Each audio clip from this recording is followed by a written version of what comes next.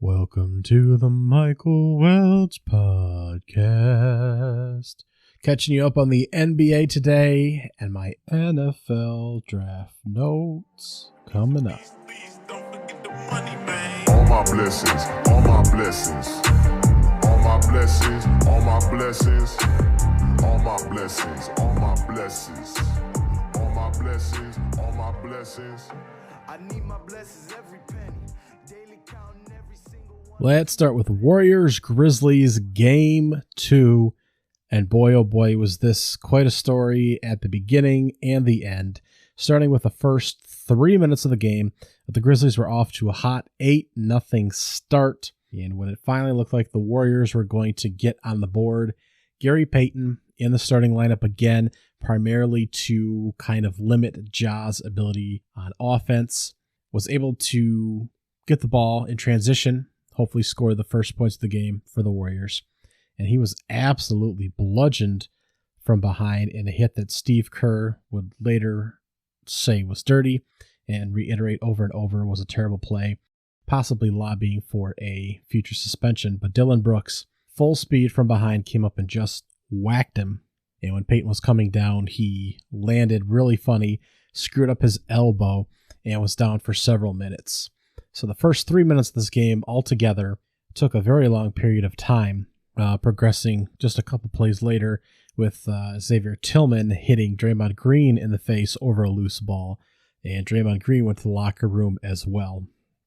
So just a mess to really start the game off. Took a long time to get through the first half of the first quarter. But Gary Payton came back out to shoot his free throws after his injury. That allowed the Warriors to keep playing him throughout the game.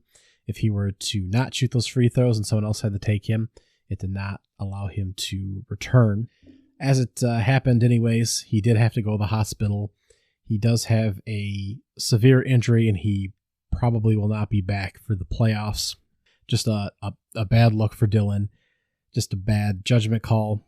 Probably out of just frustration, although it was early in the game, pretty early in the game to be fired up, even though he had a poor performance in game one. But Steve Kerr fired up. Certainly seemed like he was lobbying for a suspension. The way he was talking about how dirty it was, both after the first quarter interview and later after the game. Draymond Green did come back out. A few stitches for him. He was upset after the game as well. A little Spartan on Spartan foul action there. Draymond Green, Xavier Tillman, Jaren Jackson Jr., all part of the welcoming committee for Tom Izzo, who was sitting in the audience prior to the game. As for the actual game action, after 20 minutes of paused play and limited game action, Steph Curry took a hard foul as well in the first quarter. He was popped in the head. We had a hard go down by Kevin Looney, also went down hard as well. So lots of physical play. First quarter finally got underway, and it was very discombobulated after all the stoppage of play to get going there. Grizzlies controlled most of the first quarter, and it was not a great shooting night for our top guys here. Klay Thompson finished 5 of 19 from 3. He only had 12 points. Andrew Wiggins was involved early, especially in the first quarter. He was 6 for 16, though. 1 for 7 from 3, and had 16 points. Draymond Green, again, came out pretty quick after his knockaround. He only missed maybe 7-8 minutes of game time. He finished with 6 points, 10 rebounds, 7 assists, only 5 shot attempts. He hit 3 of them. Steph Curry was 11 for 25, finished with 27 points, but only 3 for 11 on 3-point attempts. Altogether as a team, they shot 18%. They were 7 for 38. Even Poole had a rough night, 8 for 16 overall for 20 points, but 1 for 6 from 3. And they trailed almost the entire game. They were down 56-51 at the half. They were always within arm's length, but the real damage wouldn't be done until later in the fourth quarter. Jaren Jackson Jr. fouled out again in this game, the third time in the playoffs here, I do believe. Jaren Jackson Jr. had a terrible shooting night, 3 for 14 for 12 points. Of course, no Dillon Brooks, who played less than 3 minutes. We had Brandon Clark, who had a terrible shooting night as well in game one. He was 4 for 4 here for 10 points. And not grading shooting performances by much of anyone. Zaire Williams, 5 for 9 off the bench, 4 of those were 3-pointers, so he finished with 14 points. He was arguably the second best scoring, most effective scorer on this whole group. And the main story of the night was Ja Morant, who dropped 15 straight points to end the game for Memphis, including 18 in the fourth.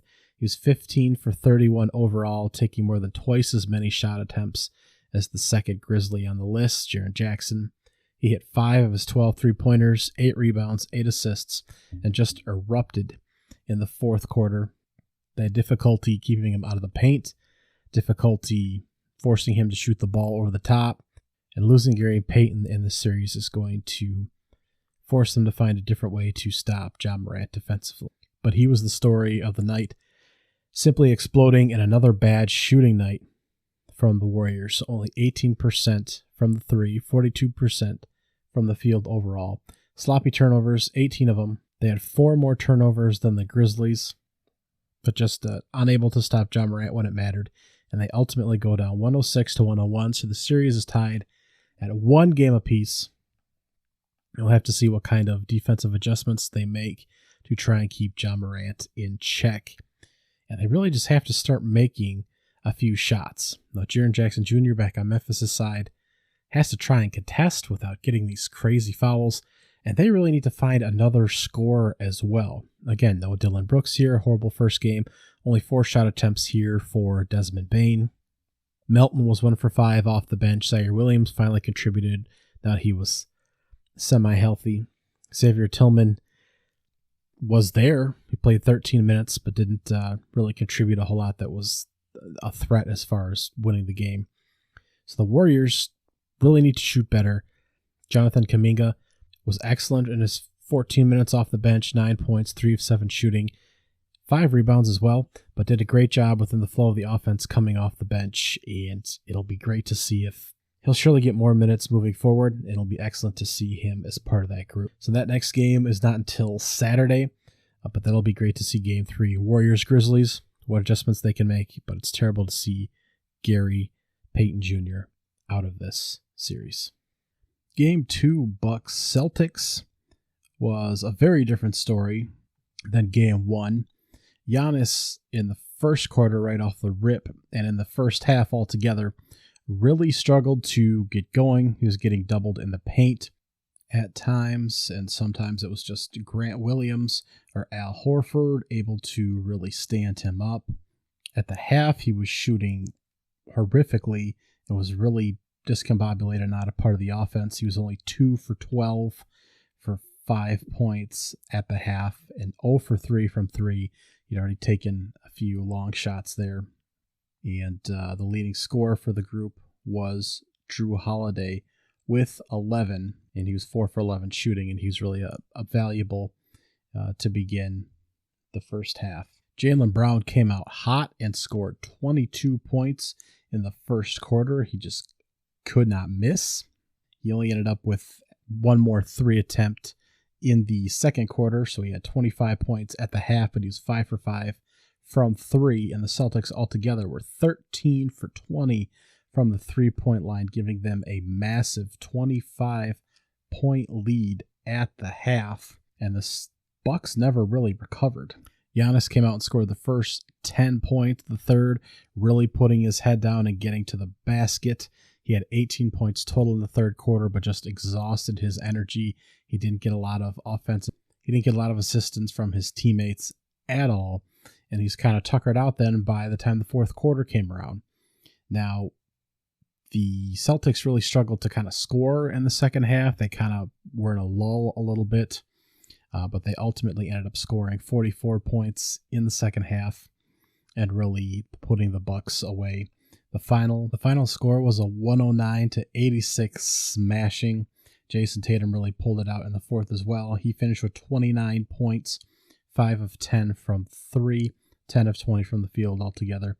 Jaylen Brown didn't score much in the second, again finishing with 30 points after 25 at half and 22 in the first quarter. Grant Williams was 6 for 9 from 3 with 21 points, contributing greatly there. Robert Williams had a phenomenal block, getting so high up that he knocked a Giannis shot back with only his elbow, and he ended up with 10 points as well. Al Horford, 11 points, and a contributor. Only 1 for 5 from 3, though. It would have been great if he would have hit a couple more shots. But 20 from 43 from the three-point line. That's 46.5% from 3. While the Bucks shot 3 for 18. Only half as many attempts, less than half as many, and only 16% on those shots.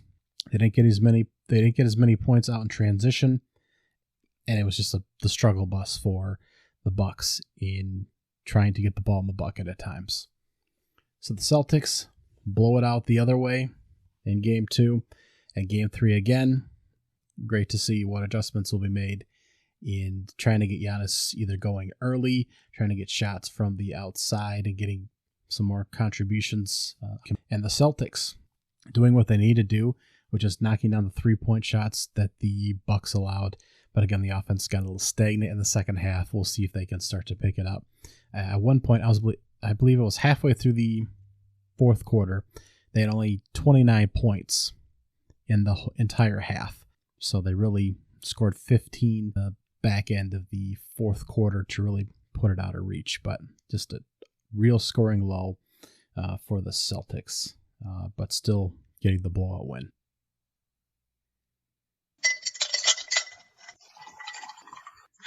Game 2, Philadelphia 76ers and the Miami Heat. The Miami Heat take a 2-game lead in the series to nobody's surprise in a 119-103 lead.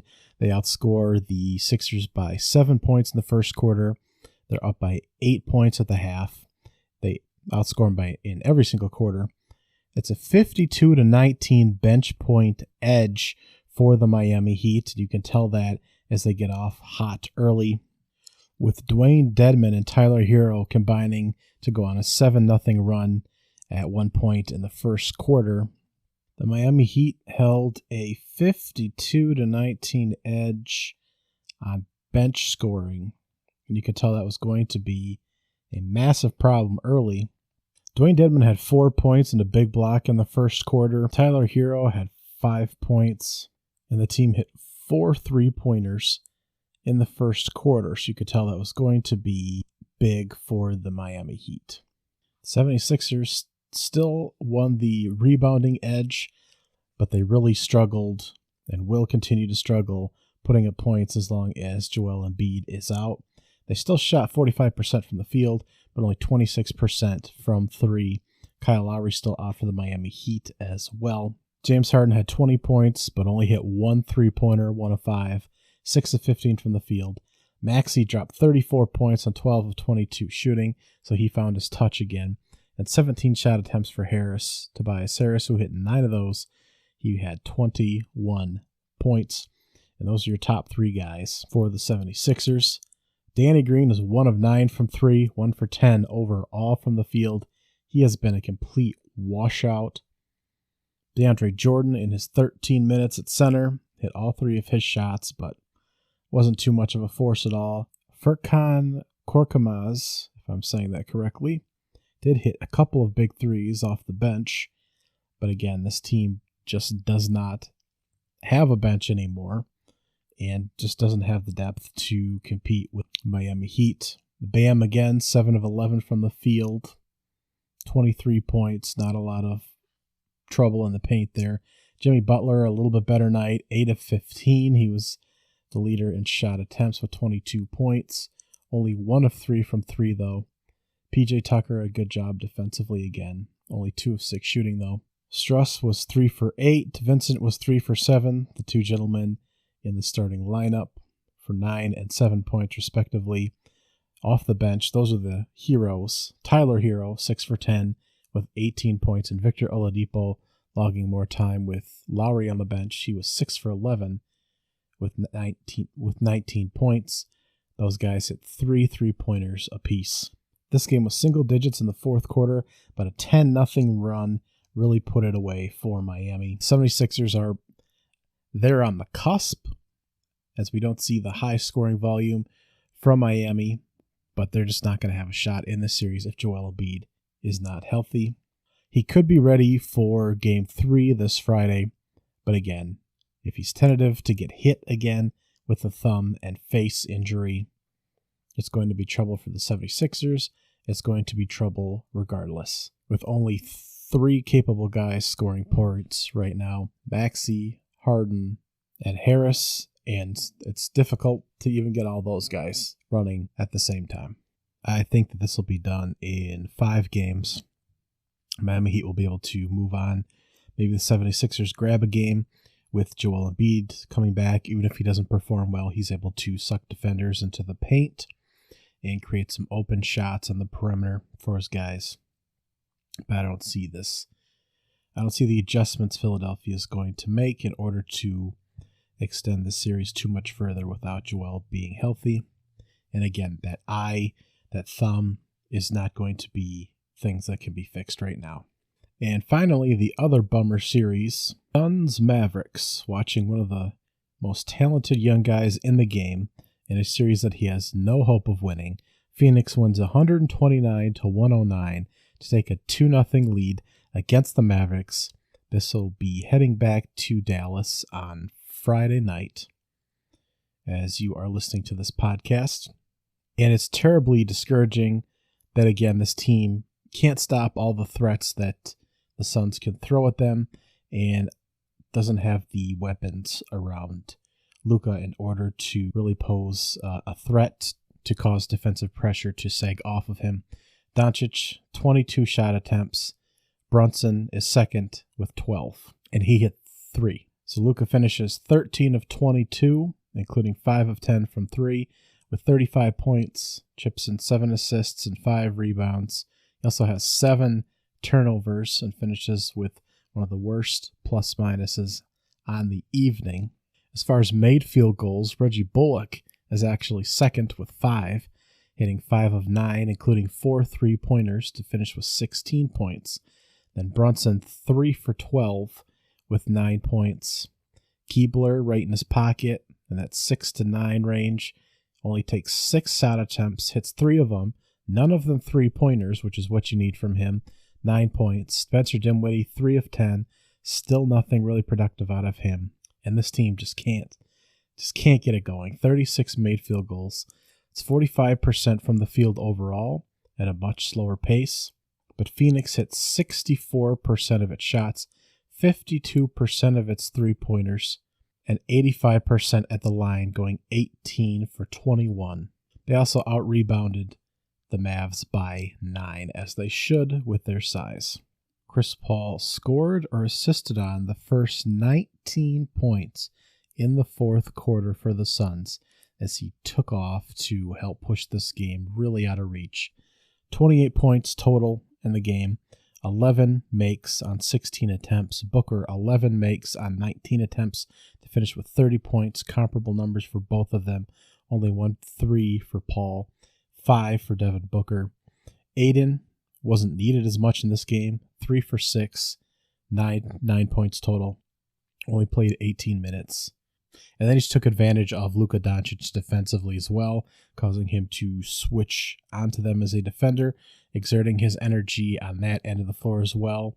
And he's not a great defensive player, especially against 2 of the better scorers in the league, and just tearing him apart. So not much to say on this game really as a whole. I don't know how Dallas is going to hang in this series either. Devin Booker is arguably not 100% with that hamstring. Maybe Tim Hardaway Jr. somehow makes his way back here off of his injury. Maybe, but I'm not sure that that would have the impact needed in order to come close to beating the Suns 4 times. So this series might be over sooner rather than later, similar to the 76ers Miami series. I'm not sure that either of these go past 5 games.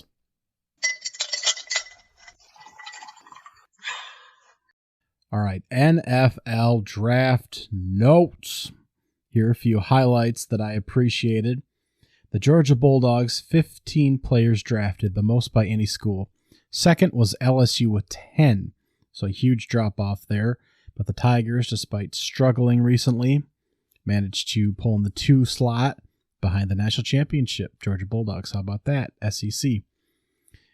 Third was Cincinnati, the Bearcats with 9 players. Penn State with 8 players in the 4 slot. Oklahoma and Alabama each had 7. Ohio State had 6. Ole Miss had 6. Baylor and UCLA, 6 players as well. Michigan, Tennessee, Wisconsin each had 5. We had 20 FCS level players selected in the draft. Major schools not represented from the Power 5 included Duke, Louisville, Syracuse, Northwestern, Arizona, Colorado, Vanderbilt, West Virginia, TCU, which is a little strange considering some of the defensive prospects that come out of that school, and the real standout here, Texas, which they certainly hope will change in the future here. The SEC Conference as a total had 65 players drafted. The Big Ten had 48. The Pac-12 and Big 12 each had 25. And the ACC, which stands for the Absolute Crap Conference this season, had 21 players drafted, which, if we recap, is not quite triple what Cincinnati alone had at 9 of their players picked from that school alone. No Big 12 players went in the first round at all, though Texas players were drafted, period. 10 teams ultimately ended up with no first-round picks and completely sat out the first round, even though we know there are going to be several anyways. 10 total did not draft in the first round. 6 of the 20 first picks were wide receivers, and that's kind of where the breakdown begins. We had a number of big trades, of course, that I touched on briefly previously. Apparently, the A.J. Brown trade was basically a done deal previous to the NFL draft. They were just waiting on a contract to kind of come through and materialize on the Eagles side, I believe, in order to finalize the trade. A.J. wanted to make sure that he had that locked up. So that was known to happen come draft night. Also, the Hopkins suspension that came just a couple days ago about the possible substance, PED positive testing, that'll suspend him for 6 games, I apologize. That came down. Possibly the Cardinals had wind of that when they made the trade for Marquise Brown. Although you have to question if they made the smart choice just to flip a first rounder for a guy to more or less bridge them into the second part of the season. Of course, then they'd presumably have Brown and Hopkins, but you have to question if they knew that that was coming down the pike as well. Also in the wide receiver talk, there's rumor that the Packers actually wanted to take a wide receiver in the first round and were beat to their top guy, so they settled on taking 2 defensive players with their picks. Will that come back to haunt them? Who knows? Of course, at the top of the second round, they ended up grabbing Christian Watson out of North Dakota State. Looking at too many names here. So we'll see if he's able to really provide what they're looking for, a big 6'4" kid from that powerful FCS school.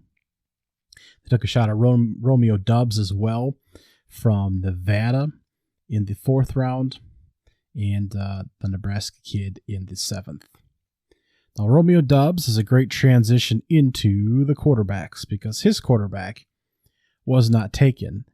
Carson Strong would be signed as a undrafted free agent to the Eagles, and I was really hoping he'd get drafted somewhere. Certainly enjoyed watching him in college. But the quarterbacks in general, it was shocking how this turned out. How many were going to be taken in the first round? You could have bet the over-under. I believe it was 2.5 at one point, then 3.5, were the teams that really needed quarterbacks going to move up and grab one.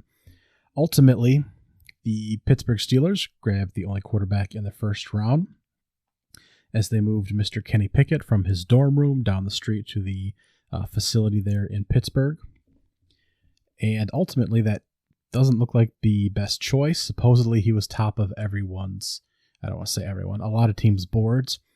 I find that really hard to believe. I'm not sure if that's that's true. I'm not sure if anyone was really on the top of the board, and if he was number one, who's to say he couldn't have even slid further? But nevertheless, they grab him with the 20th pick in the first round. And is he the right fit there? Who knows? Small hands. That is a problem in the outdoor Pittsburgh weather. I'm not even sure that he starts this year. Mitchell Trubisky, of course, the disaster that turned out to be the Chicago Bears the few years he was there. Of course, out of the league briefly. But I'm not sure. Of course, with the success the Steelers have had, not having a losing season under Mike Tomlin in his time here, I think that I'm not necessarily sure that he just comes in and starts despite being the number one pick. That seems to be the hot take on a lot of at least the fantasy shows right now, but I'm not sure that Mitchell Trubisky doesn't just go ahead and lock down a starting spot right now if Kenny Pickett struggles for a number of different reasons, besides adjusting to the playbook, having a hard time playing the weather, the measurables, that kind of thing. You have to remember, he was in school for 5 years, and it wasn't until this past one that he really put up big, productive offensive numbers. So not to smidgen the guy too much, because we all want all these players to turn out really well, but it's hard to just see a roadmap where he steps in and Mitchell Trubisky's just this awful performer and opens the door for Kenny Pickett to come out and be a strong guiding force for that team. Even if Pittsburgh struggles this year, and they're expected to, I'm still not sure where I land on that yet. The Ravens had a good draft, but I'm not sure if they're going where they're going to land in that division exactly. I'm not sure about the Browns, presuming Deshaun Watson's going to miss time. Who's even going to quarterback that team with the whole Baker Mayfield ordeal? So they may not be penciled in or penned in for the back end of that division as it is. But even if they do struggle, I don't expect Mitchell Trubisky to be the glaring weakness there. So I both question the pick a little bit and certainly where they picked him. 0 quarterbacks were taken in this second round as teams continued to pass on these guys. No urgency, nothing expected ceiling-wise from these guys apparently as they continue to fall. Finally, Mr. Desmond Ridder out of Cincinnati, who a lot of us big college football fans watched a lot of this season, as he decided not to forgo college last year and entered the draft. Finally, at the 10th pick in the third, went to the Atlanta Falcons. He will probably sit behind Marcus Mariota, who was signed to, I believe, a 2-year deal going into this season, and he will have a few weapons to operate with there. Kyle Pitts, Cordell Patterson, and the newly drafted Drake London, one of those top receivers. They did sign Auden Tate as well. Of course, it's a completely different group. Now we're post Calvin Ridley at this point and post Julio Jones, although with him not currently being signed to a team, possibly that leaves the door open for him to return. That wouldn't be out of the question. Those quarterback, of course, Matthew Ryan is out into the Colts. But Desmond Ridder will have an opportunity to possibly take over late in the season. He will take over late in the season for Marcus Mariota if the team is really floundering in that horrible division with the Saints, the Panthers, and the Buccaneers. So that not a bad taking a shot at Desmond Ridder down in that area. Also in the third, we get Malik Willis, who slides all the way to the back end of the third to the Tennessee Titans. This is the guy that was supposed to shoot up boards, projected even in the top 10 by most folks heading into the draft. That's the number one quarterback, and hey, somebody will take him here because they need a quarterback. And nope, he slides all the way down to, what is this, the 60, 70, 80-something pick. It's a difference of about $25 million, I believe, from where it was picked to where, being in the top 10 range would have been. So a huge difference in pay for him, unfortunately. He was interesting to watch in college. Will he project well to the NFL? I have absolutely no idea. It's not like Liberty was running a lot of complex schemes. Hugh Freeze, the former running Rebel Ole Miss coach, was the head guy there. So he did have someone that knew what they were doing from a former power program. sitting on the Titans is quite an interesting choice. We had the press conference with Ryan Tannehill already stating that he doesn't feel it's necessary to tutor Malik Willis. Everyone has their feelings one way or the other on that piece. I think regardless of where you are, you're either going to get replaced or you aren't. You tutoring or mentoring a guy, I think is actually more of just a human kindness and a moral thing. If they're going to get rid of you, they're going to get rid of you. And if they're not, they're not. It has nothing to do with you, really coaching him up or not. He's going to get, if he's better than you, is teaching him going to get him to the next level faster? Maybe a little bit. But at some point, if they see that potential, then you're out the door anyways. I don't think it actually moves you out any quicker. It just helps someone with real potential get unlocked a little bit quicker and can really help someone, even who's not talented, really unlock the ability to thrive in a very stressful job and a very stressful career. So that's my take on it. I would still tutor someone who, even though we're competing for a job, that's always going to be the case. And I would still tutor a young guy coming in. Regardless, his spot is probably not in jeopardy right now. The fact that AJ is gone, AJ Brown is gone and replaced with a rookie wide receiver, essentially downgrading the offense is the biggest problem, giving him less to work with. So Malik Willis is actually the fewest of his problems right now.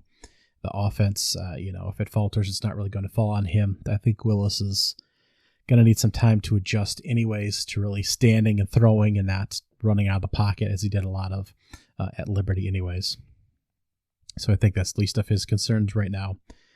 Malik won't be taking over for Tennessee at the moment, but it's just very interesting that heading towards the fourth round, he dropped that far. That's wild how far off scouts and speculation were relative to front offices. But I also think that front offices are getting wiser to reading each other a little bit.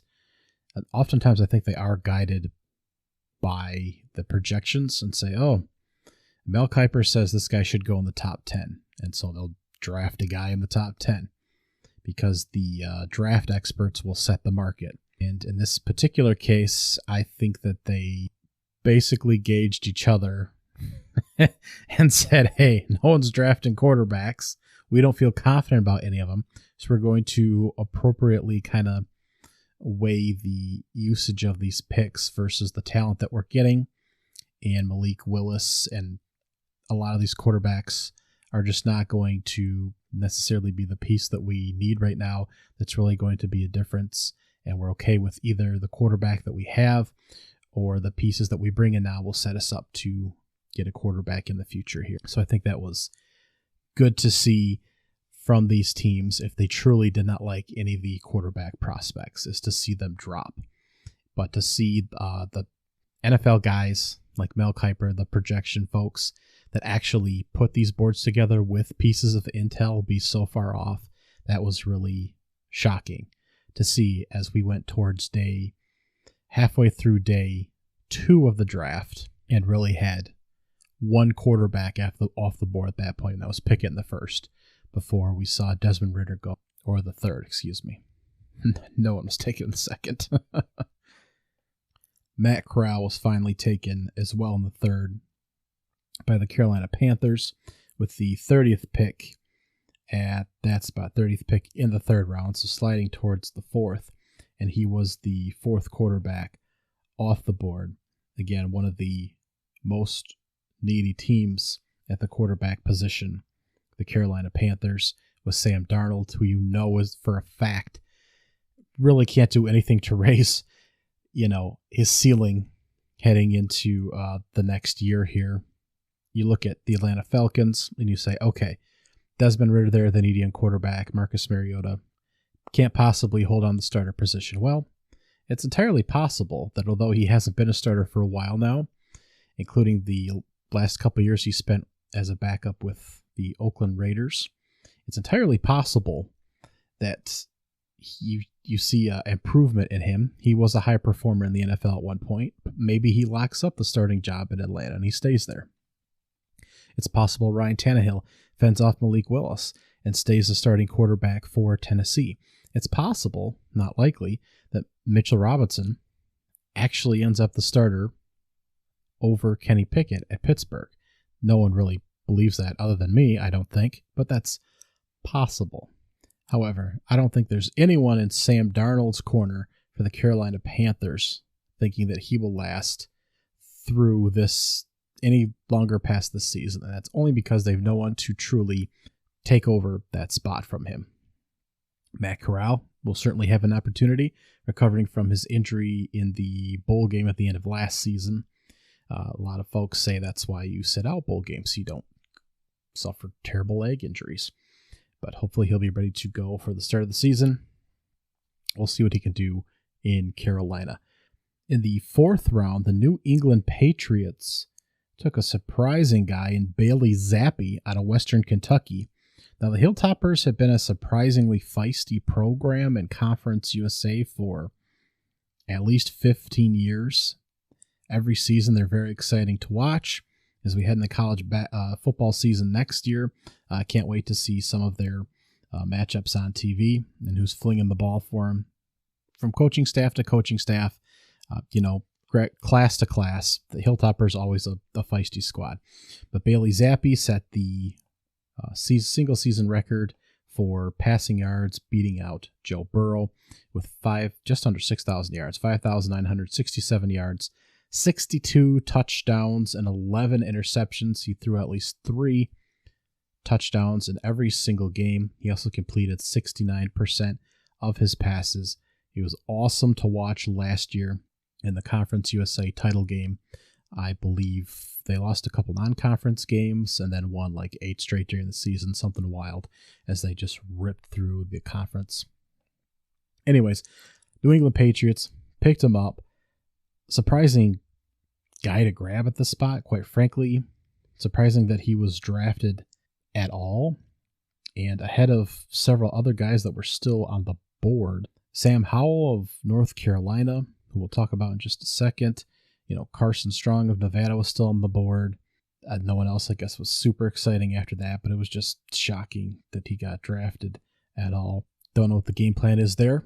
Excited to see if he ever hits the field, because that guy can really flip the ball. With a 5th round, very first pick, Washington Commanders scooped up Sam Howell out of North Carolina, one of the guys that could have won the Heisman if you were listening to the preseason odds at this time last year. And that season went very terribly, considering he had lost a handful of his offensive weapons to the NFL just prior to that. So despite all the great recruiting classes Mack Brown has brought in North Carolina, offense really struggled last season. But Sam Howell is here. He'll have an opportunity with the Washington Commanders. I like this late. I like taking a shot on him. He really should have outperformed the rest of his offensive pieces if he was a high-level quarterback last year. Great coach in Mack Brown. I don't know what the hell happened, but I like the spot here with Washington and a chance again to take a starting job. Heineke isn't the long-term answer there. He's just not. No one was picked in the 6th round, 7th round. We had Brock Purdy of Iowa State. That Iowa State team that brought back a whole bunch of starters last season was all set, ready to go. Brace Hall was set to carry the load at running back, and Brock Purdy at the quarterback position, and the team really underperformed. But he was scooped up by the San Francisco 49ers, which already has a quarterback conundrum as it is right now. Don't expect much from that, but he is here. Skylar Thompson out of Kansas State was not expected to be drafted at all. He's supposed to be a little bit of a gadget player, as they say. He is with the Miami Dolphins. The Dolphins did take a shot on, I believe it was a Florida player last year that did a little bit of running, passing, receiving. Can't remember which guy that is now, but not surprising to see the Dolphins grab a guy that can do several different things. And finally, South Dakota State's Chris Oladokun. Oladokun? Sounds like a Street Fighter move. I don't know if I'm saying that right. He was scooped up by the Pittsburgh Steelers as well. Probably not making the team, maybe making the practice squad. Very interesting, though, that they bothered to take another quarterback pick there, even if the 7th round is where you just take flyers on guys. As far as quarterbacks that were not drafted, of course, Carson Strong of Nevada, as I've said 3 times now, he has a degenerative issue in his knee or leg. I don't know the exact details. It was not widely reported until after the season, and he played hurt for most of the year. And I think it was widely advised that he didn't play at all last season, but he will be with the Eagles for the time being. Jack Cohen, former Wisconsin Badger, played last year with Notre Dame, went undrafted. Dustin Crum for Kent State at one point thought to kind of work his way into actual draft pick status, maybe middle rounds, but Kent State didn't do him any favors. He did not elevate that team as expected this year, despite the fact they were the highest scoring teams in the country. Did not get drafted. EJ Perrietta Brown was getting some buzz, but he did not get drafted. Chase Gabberts out of California. Again, California has not been a solid college squad in a long time, but he had some decent statistics for such a crummy team. It'd be interesting to see if he gets grabbed up somewhere. Caleb Ilby for Western Michigan. He piloted a great Broncos team for several years. Guy can move a little bit. Could he get picked up? Maybe switch to a different position? Maybe, maybe not. And finally, De'Aaron King, of course, of Miami the past couple of years. Previous to that at Houston, putting up big numbers. He quit to keep a redshirt season during the 2020 year, I believe it was, and decided to make that transfer to Miami. He's been banged up the last couple of years. At one point, thought to be in the Heisman race. A couple different times, there's Heisman buzz preseason. Thought to be a high draft pick. A couple different times when it was going to be his turn up. And undrafted. Just undrafted. Too banged up. Not putting up the numbers. Or really, being able to show much on the field. Miami was really low-key, not a great football team the past couple seasons. And that's why they made the coaching change there. Great edge rushers, some great defensive players, but really, De'Aaron King not showing a whole lot at the quarterback position. The offense was a struggle to watch at times, and I think it was in part due to the coaching staff there. And really, De'Aaron King not pulling through at times, which is unfortunate.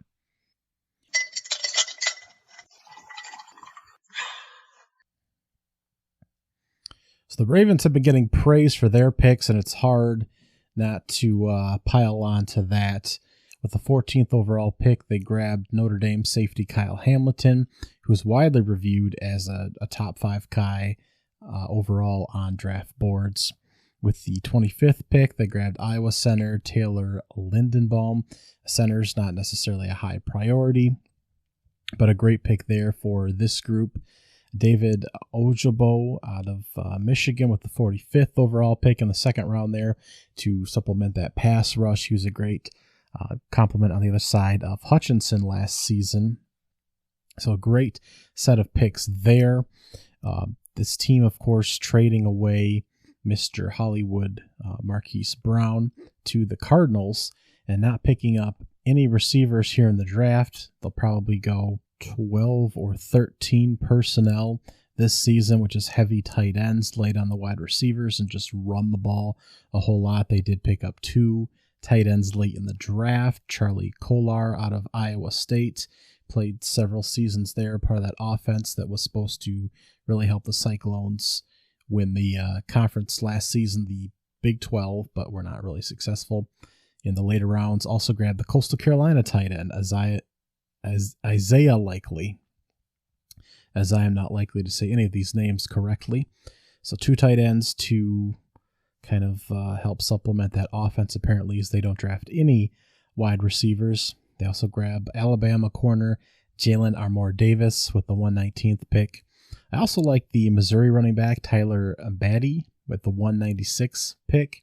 There aren't a whole lot of great highlights or high praise for him coming out of that Missouri team, which is bottom of the SEC, of course.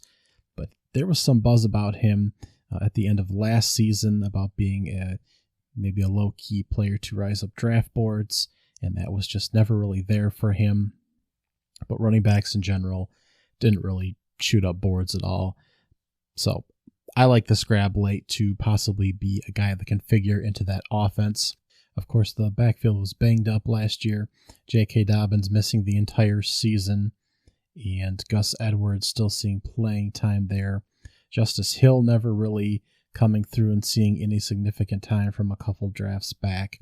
So it's possible with this group going run heavy, as it certainly looks like they will, that they will use 2 or 3 different running backs, and with a lot of guys either not seeing playing time or really astounding results on the field, it's possible that he could make it onto the field and get a little playing time. I don't think that that's completely out of the question for a guy taken so late in the draft.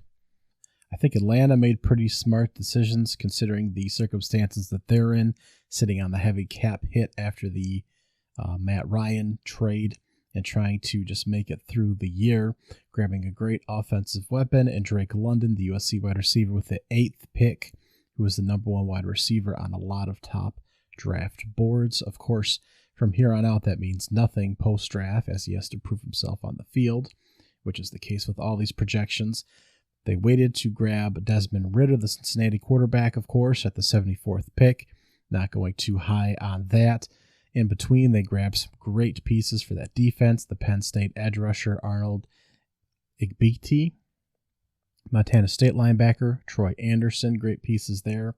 Another edge rusher from Western Kentucky, D'Angelo Malone with pick 82. Tyler Alliger, the running back from BYU at pick 151.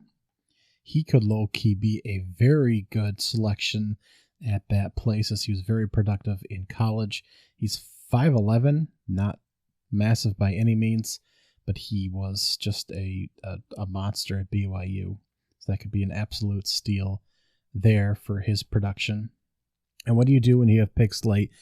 Just taking a swing. How about taking 2 guys out of Georgia, guard Justin Schaefer and tight end John Fitzpatrick with the 190 and 213 pick. I think it was a great collection of talent for both sides of the ball for the Atlanta Falcons. Maybe quarterback of the future, as the common phrase is now. Marcus Mariota currently piloting the rebuild project. So I think that was, all things considered, a pretty good drafting process there. The Chicago Bears seem to do pretty well considering the position they were in with no first rounder. In the second round, they grabbed Washington corner Kyler Gordon and Penn State safety Jaquan Brisker, 2 guys who will be penciled in a start right on that defense. Good grabs there. It certainly seems like Tennessee receiver Velus Jones as well seems like a great pick in the 3rd. And they started to grab some offensive line pieces as well later on. An offensive tackle, Braxton Jones out of Southern Utah. San Diego State guard, Zach Thomas. Tyree Carter out of Southern. So a few guys there in the back end as well.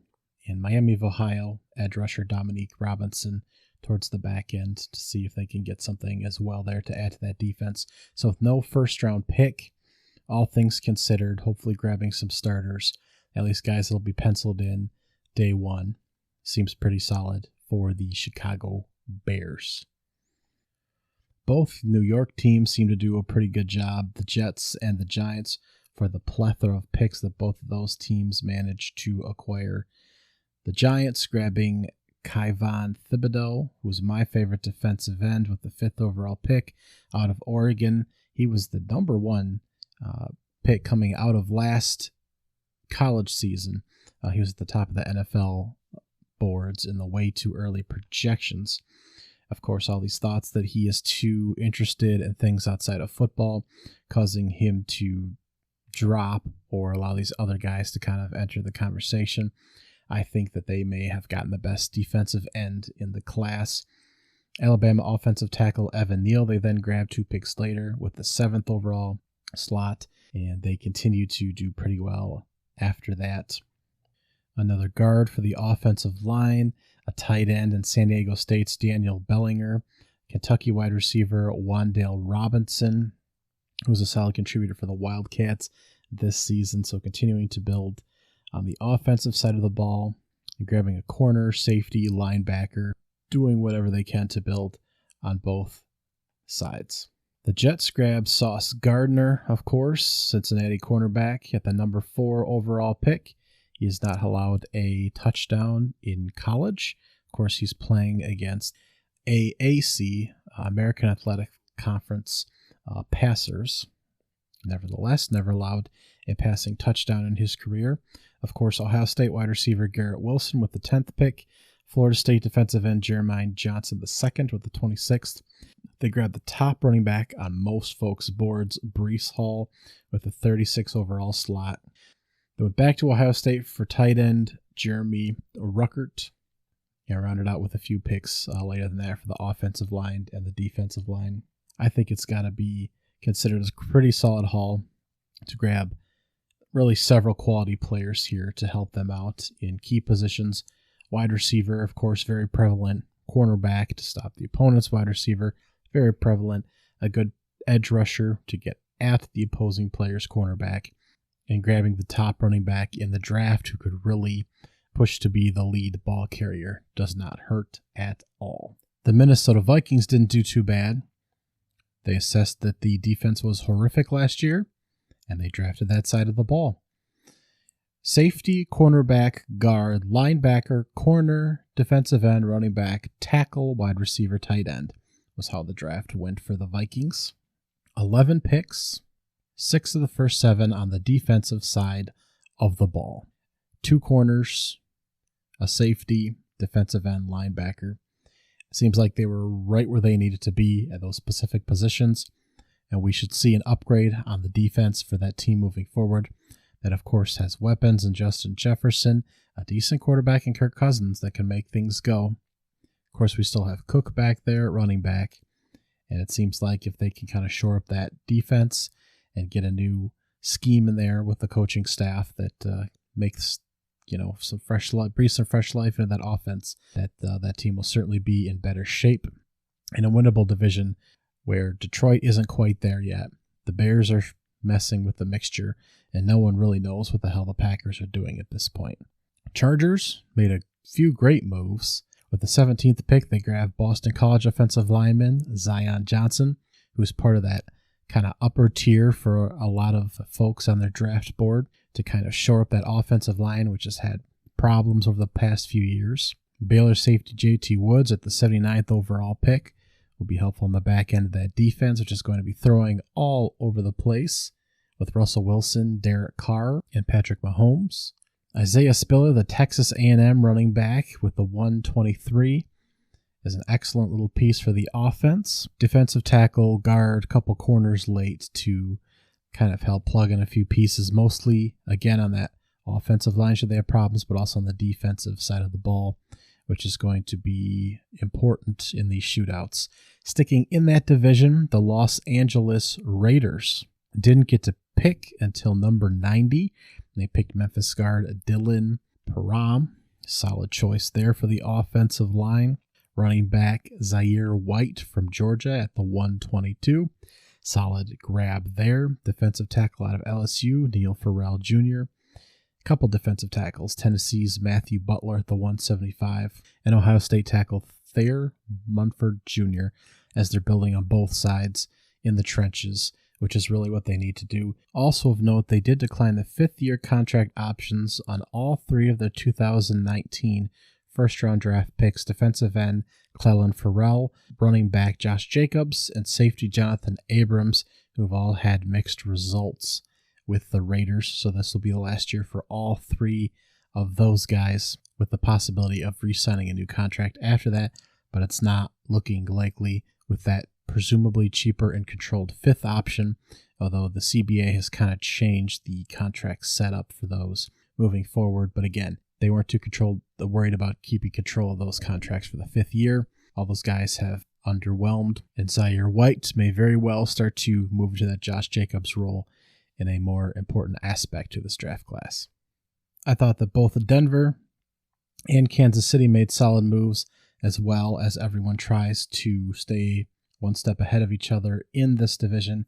Kansas City in the first round was able to grab Washington corner Trent McDuffie and Purdue edge rusher George Karlaftis, who I liked a lot. There's 2 great pieces for that defense. They did grab Sky Moore, the Western Michigan wide receiver, in the second round as well to kind of reload Completely new look wide receiver core there as well. Cincinnati safety Brian Cook was also in the second round, and they continue to build a little bit on the defensive side of the ball in the back end of the draft, finally. So we'll be seeing different pieces on the defensive side of the ball for Kansas City as they fight to kind of keep up there. And a whole new wide receiver core, of course. Sky Moore, Juju Smith-Schuster, McCole Hardman, of course, but Marquez Valles-Scantling to kind of create that new group. Josh Gordon is also still part of the roster at this moment as well. So it's going to be interesting. Ronald Jones was signed on at running back as well. So it'll just be strange to see a few of these faces on the offensive side for Kansas City that we're so familiar seeing on other squads. The Denver Broncos adding Russell Wilson at quarterback, which might be the key piece missing to this team. Also grabbed edge rusher Nick Bonito out of Oklahoma with the 64th pick, their first selection in this draft. They also went corner with the 115 out of Pittsburgh with Demarius Mathis, and the Iowa State defensive tackle Emoya, I'm not going to get it right, but the Iowa State defensive tackle with the 116. They did grab a UCLA tight end Greg Dulcich with the 80th pick to supplement the offensive side, and they took a few shots after that with a few different guys as well that we'll see if they make the roster. Top section, another pass rusher to really help out the squad. A new tight end to take Noah Fant's position. Mathis will hopefully help with the corner spot. So it looks like that they will be in a good position here, just filling in a few holes through the draft. I think there are only a few teams on the flip side that really made questionable choices when drafting, and the rest of the teams pretty much all fall in between. And we'll just have to see how the production on the field bears out, like with their decision-making skills. The New England Patriots are, surprise, one of those teams. Of course, grabbing the Tennessee Chattanooga guard Cole Strange. That, of course, led to the viral clip of Les Snead and Sean McVay of the Rams laughing at the selection and joking that they would have taken him, I believe, in the third round. Patriots are rumored to have taken him with the 29th pick because supposedly someone was sliding up to grab him, and rumors are coming out now that perhaps it isn't as crazy that he went in the first round as opposed to the third or fourth, because is going to be a solid guard and would have probably gone bottom half of the first into the second anyways. They then grabbed Baylor wide receiver Tyquan Thornton with the 50th overall pick. They need some kind of receiver help, so that's not the wildest thing in the world. They grabbed a couple corners to help on the defensive end. Solid. They grabbed yet another running back in Pierre Strong at the 127 out of South Dakota State, which is fine, but they have a load of picks. I guess that's one way to use them. Bailey Zappi out of Western Kentucky was baffling at the 137 when there's still other quarterbacks on the board. Just a questionable decision there. And they go running back again with Kevin Harris at the 183 at South Carolina and take a few more shots at guys in the 200s. So just kind of a baffling decision. Of course, this is going to be a run-heavy team again, presumably with Mac Jones, but grabbing yet another quarterback when there are other options on the board is questionable. The corners make sense. Does the guard make sense? Could you have traded back and still got, who you wanted there? Just a lot of questions, and could you have filled other needs, or could you have picked up undrafted agents to fill some of these spots, or shifted back to get who you wanted anyways, or made better free agency moves? Other than taking a couple of corners and a receiver at some point, I'm not sure how all these filled your needs. Just seem like very strange choices. I am not a huge fan of the Pittsburgh Steelers draft, and that starts with Kenny Pickett at the number 20 overall. As I stated, I'm not even sure that he will beat out Mitch Trubisky. I think some of the hand size is important in a non-dome area where you might have sloppy weather. Grabbing two receivers, George Pickens and Kelvin Austin from Georgia and Memphis, respectively. That's great. They also grabbed a tight end out of Michigan State, Connor Hayward, after that. So they went mostly offense. Then they grabbed another quarterback late, Chris Oladukin out of San Diego State there, out of South Dakota State there, getting all my schools confused. So 2 quarterbacks, 2 wide receivers, a tight end. They did grab Texas A&M defensive lineman DeMarvin Leal in the 3rd, and Mississippi linebacker Mark Robinson way out in the 220s. So building on the offensive side of the ball, it still seems like they have multiple places they could have drafted. I don't know that Kenny Pickett was deserving that high of a number 1. If he is going to, prove out that he deserved that spot, or they could have traded back, or, it just seems like they could have found a better selection there to help them out at that pick. Wide receiver help is certainly needed, but they aren't completely void of weapons, and I don't know how the offensive line is going to be this year. The defense has been great, but they're still going to have contracts coming up. It just seems like if a couple of these picks don't work out, this team is all of a sudden going to continue to age, continue to have contract questions, quarterback questions. Mike Tomlin, is he going to stay there? Questions possibly. And, Pittsburgh isn't used to being in this situation. So I'm not sure about the Pittsburgh's draft picks here, despite the fact that they seem to be getting one of the higher grades in consensus in general. Seattle Seahawks, tons of picks. 9 picks for Seattle altogether. Starting with Charles Cross, the Mississippi State offensive tackle at 9. Great, build the line. They then spent the next one, 40th overall pick, on an edge rusher out of Minnesota. And running back Kenneth Walker at the 41 right after that for Michigan State.